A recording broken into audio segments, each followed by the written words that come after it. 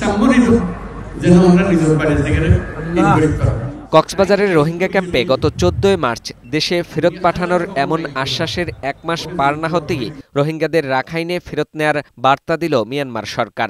গতকাল বাংলাদেশকে জানিয়েছে আশ্রয় নেয়া রোহিঙ্গাদের মধ্যে 1,80,000 মানুষকে ফিরিয়ে নিতে সম্মত হয়েছে। আরও 70,000 রোহিঙ্গা সম্পর্কে যাচাই বাছাই করছে দেশটি। দীর্ঘ 8 বছর মিয়ানমারের রাখাইন থেকে আসা তালিকাভুক্ত 8 লাখ রোহিঙ্গা আটকে আছে কক্সবাজার জেলায়।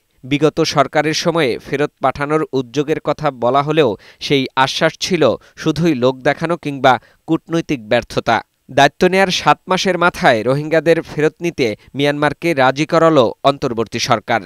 এটিকে বর্তমান সরকারের কূটনৈতিক সফলতা হিসেবে দেখছেন বিশ্লেষকরা। তারা বলছেন, নিরাপত্তা ও নাগরিকত্ব নিশ্চিত করেই জাতিসংঘের তত্ত্বাবধানে যাতে পাঠানো হয় তাদের নিজ ভূমিতে।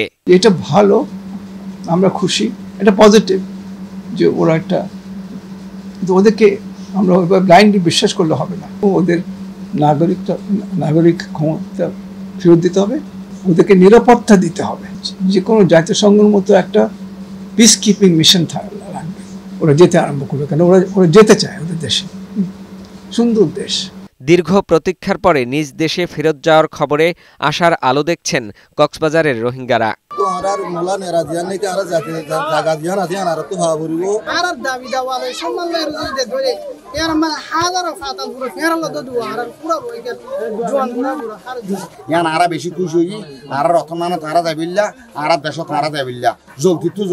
রোহিঙ্গাদের মিয়ানমারে প্রত্যাবর্তনের বিষয়ে প্রধান উপদেষ্টার প্রেস সচিব শফিকুল আলম ফেসবুক পোস্টে লিখেছেন, আগামী বছরের মধ্যে রোহিঙ্গাদের মাতৃভূমিতে ফেরত পাঠাতে পারব কিনা তা নিশ্চিতভাবে বলা যাচ্ছে না। তবে এখন দরকার টানা কূটনৈতিক চাপ বজায় রাখা, যাতে তারা রোহিঙ্গাদের স্বেচ্ছায় পূর্ণ মর্যাদা ও নিরাপত্তার নিশ্চয়তার সঙ্গে ফিরিয়ে নেয়।